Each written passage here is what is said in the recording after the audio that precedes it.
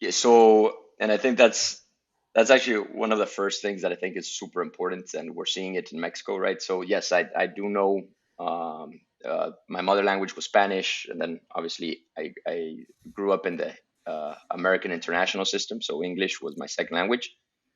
Portuguese, I started learning it when I was seven.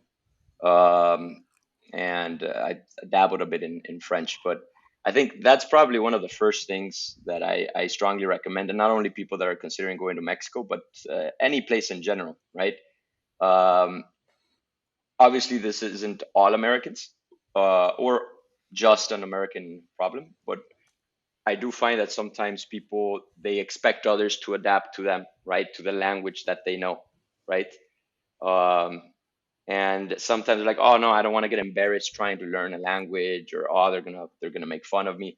On the contrary, I think everyone is always very welcoming when they see, oh wow, he or she is trying to learn my language. And just from a human rapport, right, standpoint, you're gonna have much more meaningful connection. So very very quick, I'll tell a story of my dad when we moved to Brazil. So all of the previous American executives, they had just spoken English with the big pharma executives in Brazil, and he was the first. He didn't know Portuguese, and some people sometimes say, "Oh, if you know Spanish, it's even easier to learn Portuguese." Not necessarily, because there's some words that it complicates it even more because it has a completely different connotation in Right. Spanish than in Portuguese, and sometimes they're even like insults in Right, Portuguese, and you right, didn't even know. right. Yeah, but it's one of those that you just have to be humble. Say, hey, listen, I'm learning a new language, and that's what my dad did.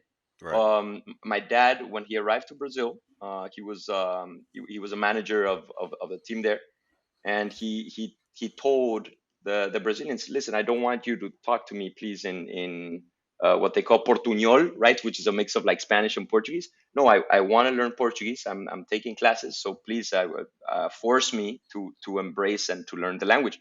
Obviously, the Brazilians they loved hearing this, and Right. yeah, they took him as one of their own.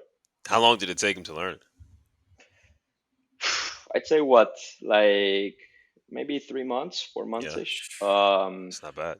And I also have a funny story of how I started learning Portuguese actually. So my whole name is Alejandro Gomez-Barbosa, and I was going to an American international school there in Brazil. And all the classes were in English except the Portuguese class. There was a Portuguese class for foreigners and Portuguese class for natives, for the Brazilians. They're going down the roll call. They get to my name and they're like, Alejandro Gomes Barbosa. He sounds Brazilian. And they put me with the Brazilians. And I had absolutely no idea what they were saying. So I was the random ass Mexican kid in a group of Brazilians. And obviously I failed my first test. And then I showed it to my parents. They're like, why did you get a 5% on this? I'm like, oh, because it's Portuguese with the Brazilians. And I'm like, wait, what? And then and then they got me a tutor. They talked with my professor, like, no, no, he should stay. And now, thanks to this, some of my closest friends are Brazilians. I just came back a year ago. A really, really good friend of mine, she got married in Sao Paulo. So I went, and yeah, these are friends.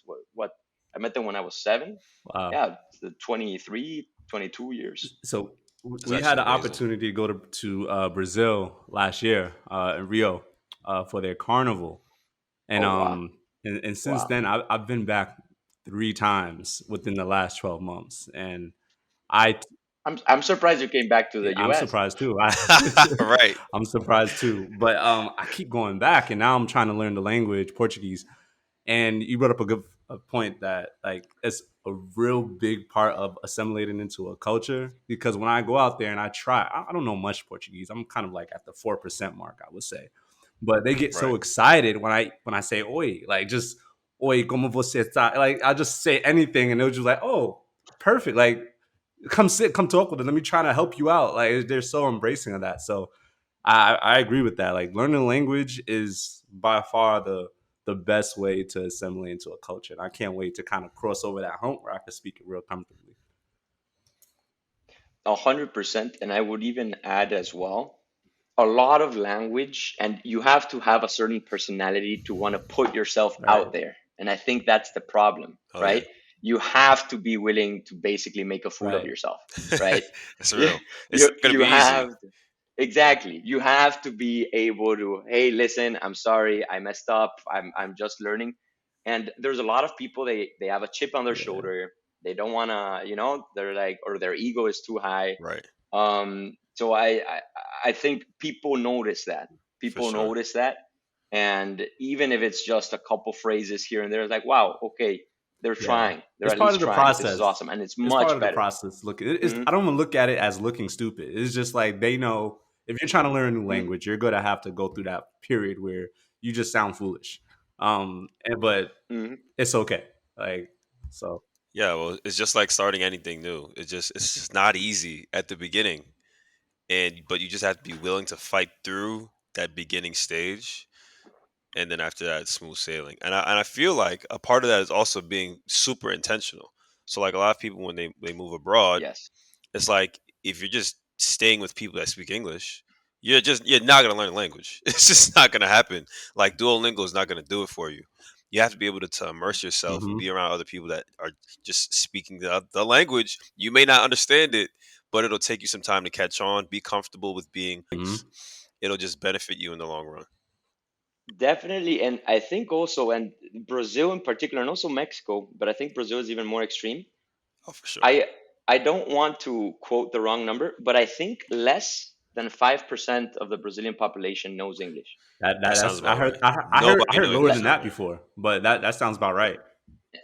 and just think about that for a second, because I think people like don't grasp that you're quite literally going, and I think that's why people sometimes are uncomfortable traveling. You're going from being the majority to being the minority. Hmm. Yeah, that's real. That's massive. That's Hmm. massive. You're going from, oh, everybody knows English in the United States or the majority of the world, and then you decide to go to a place where quite literally it's the opposite. Yes. So and people that have never been the minority before, that changes the way you It's see super things. uncomfortable. You know Yeah. what I mean? And this is in so many levels. And I call this, and I love these type of conversations because again, internationalness, it gives you a different lens to see a lot of other things, right? So for example, privilege, right? Yep.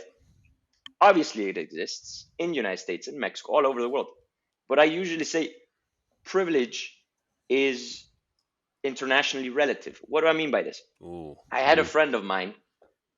She's Mexican American. She was also born here in the United States, but she grew up here in the United States. She didn't grow up in other countries.